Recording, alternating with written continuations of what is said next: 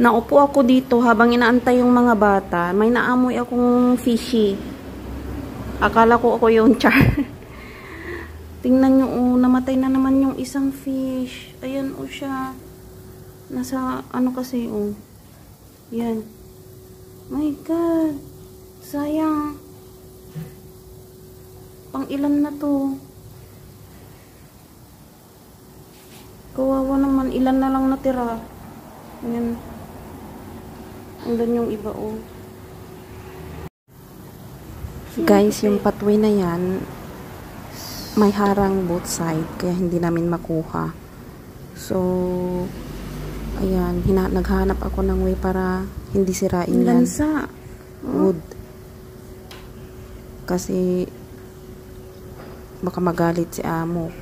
So, malansa na, kaya no choice. Tinira na namin. Namatay na yung fish na yan, mga siguro 1 hour or 2 hours. Kasi malansa na, tapos medyo paagnas na rin.